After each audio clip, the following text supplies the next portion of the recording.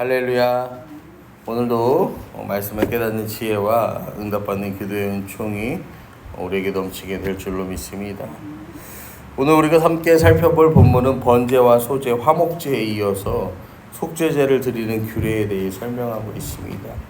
속죄제라는 것은요, 우리가 삶을 살아가면서 이 삶을 살면서 느끼는 죄에 대한 인식들이 있어요. 그 죄에 대한 인식, 그것을 인식할 때마다 자신의 속죄를 위해서 드리는 제사가 속죄제라는 제사입니다.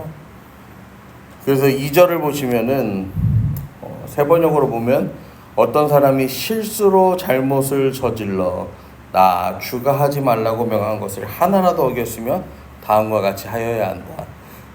의도해서 하는 범죄가 아니라 실수로 인해서 계명을 어겼다는 걸 깨달으면은 그냥 지나치지 말고 뭘 하는 거예요? 자기 잘못을 뉘우치면서 하나님께 용서를 구해라. 그것이 바로 이 속죄제의 참된 의미이죠. 이 속죄제는 먼저 제사장이 범죄하여 백성의 허물이 되었을 때에는 흠없는 수송아지로 제물을 삼아서 하나님 앞에 드려야 합니다. 여러분, 기름 부음을 받았다라는 것은요, 하나님의 특별한 부르심을 받은 사람 이야기하죠. 그래서 저희 목회자들도 이야기할 때 그렇게 이야기해요. 그냥 우스갯소리지만 이 전도사 때까지는 기름 부음이 없다가, 기름 부음이 이제 없다라기보다는 이 목사 안수를 받으면서 이제 많은 목사님들이 이렇게 함께 안수를 해주시잖아요. 안수를 받을 때 많은 목사님들이 함께 안수를 해주시는데, 그때 이제 이 목사로서 느끼는 어떠한 기름 부음이, 특별한 기름 부음이 있다라고 이제 그렇게들 표현을 하고, 실제로도 그런 경험을 이렇게 하는 분들이 많이 계세요. 그래서 그런 표현을 쓰는데, 예전에도 제사장이 된다라는 건 너 오늘부터 제사장 이게 아니라 뭐예요? 그 당시에 가장 귀한 것 중에 하나인 이 기름을 머리에 부어서 그 머리에 부은 기름이 온 몸을 적셔 나가도록, 그 기름 부음이 특별한 부르심을 의미하는 이 도구가 되었어요. 그래서요, 성경을 보면 제사장도 기름을 붓고 왕도 기름을 붓고 선지자도 기름을 붓는 모습들을 우리가 보게 되는데요. 그런데 이렇게 기름 부음 받았다 할지라도 연약한 인간이에요. 그러니까 뭐 할 수 있는 거예요? 실수할 수 있다라는 거죠. 그래서 자기 실수로 인한 이 잘못에 어떻게 대처하느냐가 가장 중요하다라는 거예요. 특별히 우리가 사무엘서를 보면은 엘리가 그 두 아들이 제사장의 직을 수행하는데 굉장히 많은 허물이 있어요. 그런데 엘리는 이 아들들의 허물을 어떻게 합니까? 그냥 덮어버리죠. 이것을 드러내서 이거를 죄로 규정을 하고 여기에 대한 뭐를 드렸어야 되는 거예요? 흠없는 수송아지를 잡아서 속죄제를 드렸어야 되는데 그걸 그냥 덮어버려요. 그러니까 사무엘상 3장 30절에 보면 하나님께서요, 이 엘리의 이러한 행위를 뭐라고 하냐면 나를 멸시하는 행위라고 하세요. 그래서 오늘 말씀과 함께 보시면은 제사장이 범죄하여 백성의 허물이 되면 제사장 개인의 범죄로 끝나는 것이 아니고 이 범죄가 누구의 허물이 되는 거예요? 이스라엘 백성의 허물이 된다는 거예요. 결국에는 이 영적인 지도자의 범죄는 지도자 개인의 문제에서 끝나는 게 아니라 이 공동체의 문제로 확장된다라는 것을 우리는 볼 수 있게 됩니다. 결국 엘리와 그 아들들의 이 최후는 어떻습니까? 하나님의 언약궤도 빼앗기죠. 엘리의 두 아들도 전쟁터에서 죽고 엘리도 그 의자에서 떨어져 목이 부러져 죽는 비참한 최후가 그들에게 있었죠.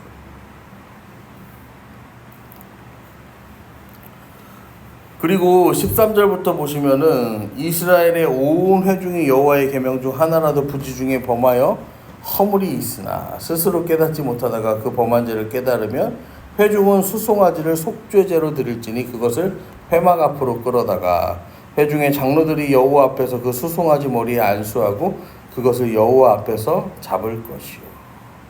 여러분, 이스라엘의 온 회중이 부지 중에 죄를 범했는데 이거를 나중에 깨닫게 되면 속죄제를 드려야 돼요. 근데 이거는 제사장이 대표해서 드리는 게 아니라 누가요? 회중을 대표해 장로들이 이 제사장이 드리는 속죄제의 과정과 동일하게 이 제사를 진행한다라고 기록되어 있어요. 여러분, 죄라는 건요, 지으면 드러나요, 안 드러나요? 드러나. 그런데 오늘 말씀처럼요, 부지 중에 지은 죄가 아니라 이게 죄인 줄 모르고 있다가 나중에 죄라는 걸 깨닫게 되는 경우가 있잖아요. 그럼 그게 뭐가 있을까요? 제가 이렇게 새벽에 올 때 유등천 뚝방 옆으로 오는데 이제 거기가 다리가 좀 이제 차단이 되면서 신호가 바뀌었잖아요. 그래서 제가 거기를 처음 올 때 새벽에 지난번에는 경황이 없어갖고 그냥 초록색 불이 들어오니까 들어왔어. 그래서 그냥 지나갔어요. 근데 지나가면서 보니까 이거는 좌회전 사인이야. 저는 직진을 해야 되는데 그냥 초록불이 들어오니까 아무 생각 없이 간 거야. 그래서 이게 왜 이러지? 하고 있는데 지나가다가 보니까 초록불이 들어오는 거예요. 그래서 제가 오늘도 이제 그 길로 오게 되면서 오늘은 내가 초록불이 들어오면 가야겠다 생각을 했어요. 그런데 제 뒤에 한 차가 있었는데 이 차는 그 좌회전 표시가 뜨니까 갑자기 빵 치더니 이렇게 나와갖고 제 앞을 이렇게 가로질러서 가더라고요. 그리고 그 차가 지나가고 나니까 다시, 그래서 제가 내가 잘못 알았나? 저 차가 왜 이렇게 가지? 그런데 그 차가 지나가고 나니까 초록불이 또 들어오는 거야. 여러분, 제가 예를 이런 걸로 들어서 그런데 이런 것도 다 우리가 부지불식간에 행할 수 있는 뭐예요? 따지고 보면 범법이라고 할 수 있는 그런 것들이죠. 근데 이런 거 말고 하나님께서는 율법과 규례들을 허락하셨잖아요. 그 하나님이 허락하신 율법과 규례들을 이스라엘 백성들이 다 지키고 살지를 못해요. 그래서 이게 말씀에 분명히 비추어 보아야 이게 내 잘못인지 아닌지 실수인지 아닌지를 깨닫게 되는 거예요. 대표적으로 성경을 보면은 이 열왕기하에도 보면은 히스기야가요, 이전까지는요 이스라엘 백성들이요 그 모세가 만든 놋뱀 있잖아요, 그걸 느흐수단이라고 부르면서요 뭐 했어요?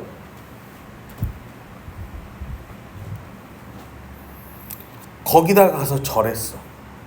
거기다 가서 예배했어. 그리고 막 병든 자가 있으면 그 놋뱀 앞으로 데려갔어. 그리고 막 실제로 막 나는 일도 일어나고 막 그랬어. 그런데 이 하나님의 말씀을 히스기야가 깨닫고 나서 그걸 말씀을 찾아서 이 말씀에 비추어 보니까 놋뱀을 섬기는 일이 잘못됐다라는 거, 이거는 우상 숭배라는 걸 깨달은 거야. 그래서 히스기야가 뭐 합니까? 그 놋뱀을 다 깨트려 버려요. 부숴버리는 거예요. 말씀에 비췄더니 이게 우상 숭배인 걸 깨달았던 거죠. 다윗이요, 여러분 그 밧세바와 범죄하기 위해서요 어떻게 합니까? 최소한 이 몇 주 이상의 시간을 기다리잖아요. 그러면서도 이게 죄라는 걸 깨달아요, 못 깨달아요? 못 깨달아. 그리고 그 이후에는 어떻게 합니까? 오히려 이 밧세바의 남편이 되는 우리아를 죽이기 위해서 계략까지도 꾸미죠. 그리고 시간이 지나서 나단 선지자에 의해서 이것을요 징계받게, 하나님의 책망을 듣게 되죠. 그리고 징계도 받게 되는데 그때 다윗이 뭐 합니까? 깨닫는 거야. 그리고 이거를 비밀로 하기 위해서 나단을 처리하는 게 아니라 어떻게 해요? 오히려 공개적인 자리에서 자신의 죄를 인정하면서 뭐 합니까? 하나님께 회개하는 모습을 보이죠.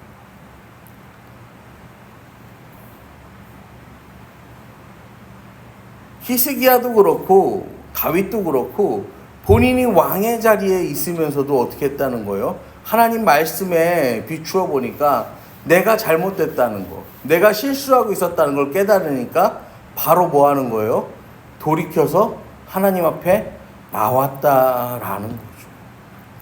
여러분, 오늘 이 속죄제에 대한 내용들을 보면요, 사실 이 중간에 그 제사의 방법에 대해서는 우리가 조금 건너뛰었는데 결코 깔끔한 제사는 아닙니다. 정말로 소 한 마리를 다 뭐 하는 거예요? 해체하는 거예요. 겉에 가죽과 내장과 그 안에 고기와 또 뭐까지요? 그 내장 안에 있는 이 더러운 찌꺼기들까지도, 이것들까지 다 해체해서 하나님 앞에 드리는 제사예요. 여러분, 이 제사를 드리면은 어떻게 될까요? 사람이 그렇게 진짜 말 그대로 피칠갑을 하고, 응? 기름으로 범벅이 되고, 그 안에 그 더러운 분비물들로 인하여서요, 완전히 오염이 되겠죠. 그런데 그렇게 겉모습은 더러워졌는데 그 영혼은 어떻게 되는 거예요? 깨끗게 되는 제사가 바로 이 속죄의 제사예요. 여러분, 우리가 하나님 앞에요, 오늘도요, 우리 죄를 자복하면서 나간다는 건요, 우리의 겉모습은요, 그렇게 나아가면요, 결코 온전치 못하게 될 거예요. 막 깨지고 구르고, 하나님, 제가 이렇게 처절함 가운데 나아가는 제사가 속죄제예요. 하지만 그렇게 하나님 앞에 나의 모든 잘못, 실수 이거 인정하면요, 내가 여태까지 누려왔던 것들, 쌓아왔던 것들이 다 뭐가 되는 거예요? 앞으로는 할 수 없는 일들이 되는 거죠. 이거를 말씀에 비추어서 죄라는 걸 깨달으면 다시는 거기로 뭐 할 수 없는 거예요? 돌아갈 수가 없게 되는 거죠. 그래서 겉모습은 상할 수 있어요. 그런데 우리 내면에 이르는 그 기쁨은 어떻다는 거예요? 이루 말할 수 없게 충만해지고 하나님과의 관계는 더욱더 온전하게 회복되어진다라는 것이죠. 사랑하는 성도 여러분, 오늘도 말씀의 날을 비추어서 점검해보는 하루가 되기를 소망합니다. 그리고요, 그렇게 점검하면서요, 이거 괜히 잘못 건드리면은 내가 너무 많이 깨지겠는데, 내가 너무 많이 상하겠는데, 그냥 좋은 게 좋은 거라고 덮고 새로 시작할까? 그게 아니라 뭐예요? 그렇게 깨질지라도, 오물을 뒤집어 쓸지라도, 그렇게 다른 사람들이 나를 어떻게 생각하는지, 여러분, 거기에 중요한 게 아니라 그렇게 나의 죄를 고백함으로 말미암아서 하나님의 말씀에 나를 비춰서 내가 보기에, 내가 생각하기에 괜찮은 사람이 아니라 하나님 보시기에 그 마음에 합한 인생, 여러분, 그렇게 변화되어 살아가는 저와 여러분이 되시기를 간절히 축원합니다.